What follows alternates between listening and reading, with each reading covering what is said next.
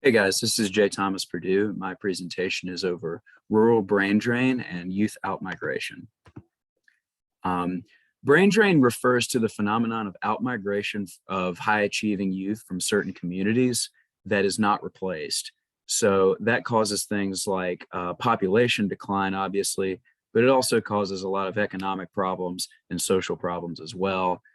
This disproportionately and very acutely impacts rural communities, which are more susceptible to this kind of population loss, and they're more susceptible to a lot of the problems that it creates. Over the past about 20 years, there's been a lot of new literature pop up discussing brain drain. And with that has been a lot of different solutions that have been proposed to deal with it. So brain drain generally stems from a perceived lack of economic opportunity. People, and I use the word perception because this is not always the reality, although this is a real thing that definitely happens in a lot of rural communities, especially ones that lose their primary employer. But global economic trends, things like offshoring and recession, are things that definitely feed into brain drain. And it leads people to seek opportunities in urban areas or dynamic areas, which are areas with urban characteristics or in close proximity to urban areas. So obviously this causes economic problems. It has been shown to cause things like stagnation, rises in unemployment, and decreases in wages in rural communities. But beyond that, it causes a loss of social capital, which we'll get into more later.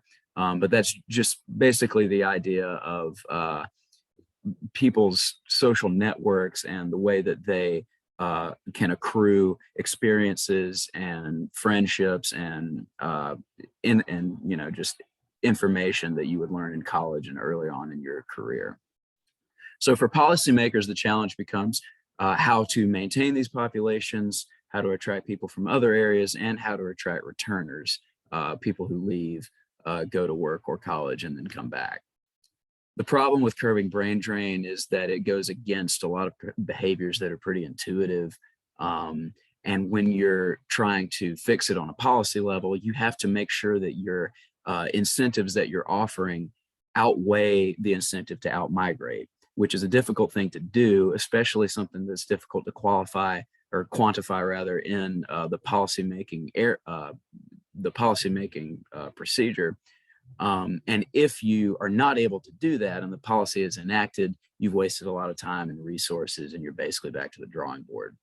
Another problem is the question of how much influence public policy can have on abstract concepts like community attachment. Community attachment was shown to be one of the biggest factors in people either returning or staying in their communities. You can do things like alter curriculum, but ultimately things like that come down to individuals and their choices and their relationships to their communities. So 3 policy options here to deal with brain drain. The first one is direct financial incentives. This is a pretty intuitive one, and it's one that's been tried in a lot of different places, a lot of different ways. Tax exemptions and student debt forgiveness are pretty common ones that hope to seek out that just after college demographic. There are also incentives for parents to stay. The Hope Scholarship is a good example of that one, and that has been shown to reduce outmigration. But things like this could attract returners, which are a very valuable target group. The second one is the more abstract one that I mentioned, which is to appeal to community ties. This can mean things like curriculum, schools getting involved with local industry, and classes forming more personal relationships with teachers. And then the other one is buying workforces from outside the community. So incentives that would attract, this would be a local level policy that would attract people from elsewhere to work a specified job in their community, which would have a lot of advantages towards diversity of perspectives and bringing in new innovations.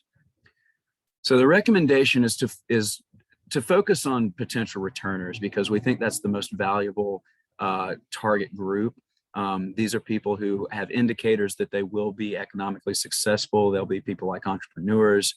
They will accrue a lot of social capital during and after college, and they will generally have a positive community perception, which is an indicator that somebody is likely to stay in their community.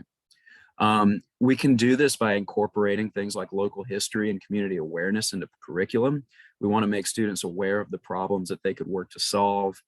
And we also want to form official partnerships between schools and local industry.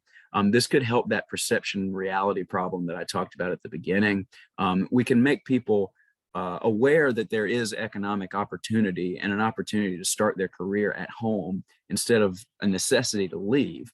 And we also want to make them aware of the problems that they could work to solve in their community. And we think that with a positive perception of the community, that could be a desire that they have.